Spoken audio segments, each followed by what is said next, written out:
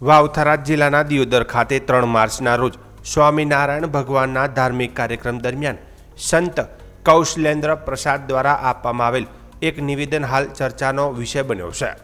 કાર્યક્રમ દરમિયાન સંતે પોતાના ભાષણમાં બદનામ હુએ તો ક્યા હુઆ નામ હુઆ જેવા શબ્દો ઉચ્ચારતા સભામાં હાજર કેટલાક ભક્તો અને સમાજના લોકોમાં આશ્ચર્ય અને ચર્ચા જોવા મળી હતી। ધાર્મિક મંચ પર સંતો દ્વારા આપવામાં આવતી ભાષા સામાન્ય રીતે સમાજને માર્ગદર્શન આપતી અને આદર્શ મૂલ્યોને પ્રસ્થાપિત કરતી હોય છે, પરંતુ આ પ્રકારનું નિવેદન કેટલાક લોકો દ્વારા અયોગ્ય ગણવામાં આવી રહ્યું છે। સમાજના કેટલાક અગ્રણીઓનું કહેવું છે કે સંતો સમાજ અને ધર્મના માર્ગદર્શક હોય છે, તેથી તેમની વાણીમાં સંયમ અને મર્યાદા જાળવવી જરૂરી છે।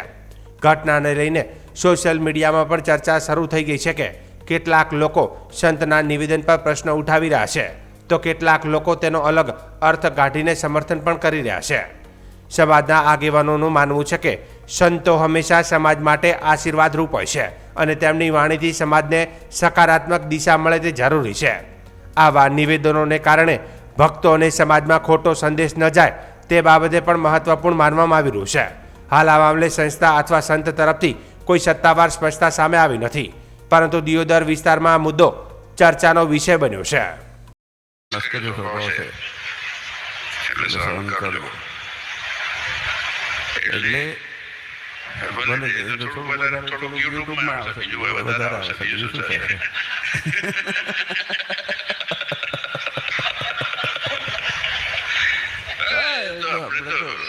બદનામ હોય તો ક્યાં હુઆ નામ તો હુઆ। જે મહારાજે કીધું કે અને કૃષ્ણ ભગવાને કીધું, બધા ભગવાને કીધું કે શત્રુ ભાવે, મિત્ર ભાવે, દુશ્મન ભાવે, ફલાણા ભાવે, કંઈ છેલ્લે તો સ્વામિનારાયણ ભગવાનનું નામ દેશે ને